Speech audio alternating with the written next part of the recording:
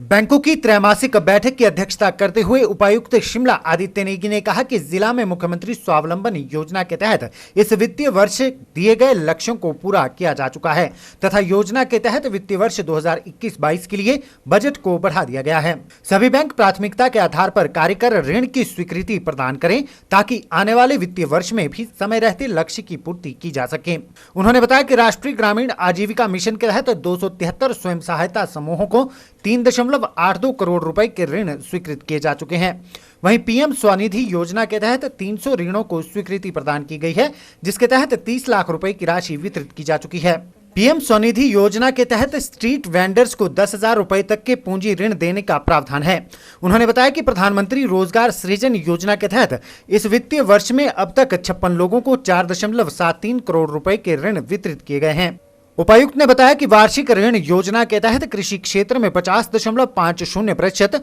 सूक्ष्म लघु उद्योग के तहत 62.28%, अन्य प्राथमिकता क्षेत्र के तहत 13.37%, प्राथमिकता क्षेत्र में 46.81%, गैर प्राथमिकता क्षेत्र में 126.48% तथा अन्य क्षेत्रों में 55.45% की उपलब्धि दर्ज की गई है। उन्होंने सभी बैंक अधिकारियों को आपस में समन्वय स्थापित कर कार्य करने का आग्रह किया ताकि सरकार द्वारा चलाई जा रही विभिन्न योजनाओं का ज्यादा से ज्यादा लोगों को लाभ प्राप्त हो सके।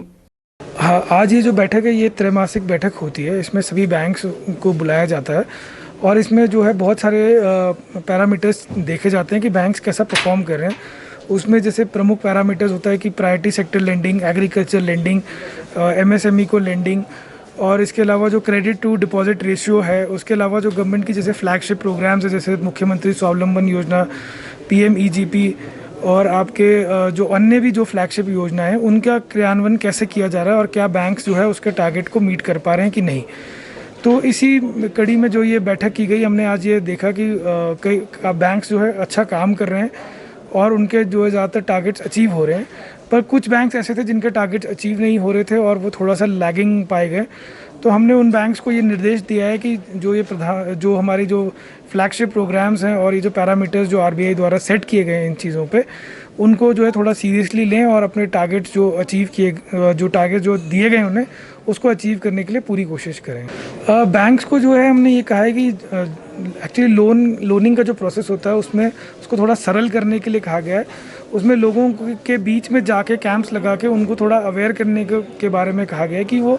देखें कि लोगों को ज़्यादा दिक्कत ना आए लोन लेने में, और जो लोग एलिजिबल हैं, बिकॉज बैंक्स को जो है एलिजिबिलिटी और बैंक्स को रिपेमेंट की जो एबिलिटी है वो देखना पड़ता है। तो वो सारी चीज़ें देख कर लोगों को समझा कर जो है उसको और सरल करके और लोगों को तक पहुंचाने की कोशिश करने के लिए कहा गया उनको बैंक्स को निर्देश ये दिया गया है कि जो रिमेनिंग टारगेट है उसको भी वो अचीव करें टाइम बाउंड मैनर में। पीएम किसान योजना के अंतर्गत जो है कुछ इनएलिजिबल फार्मर्स को जो किस्त चली गई थी उसकी,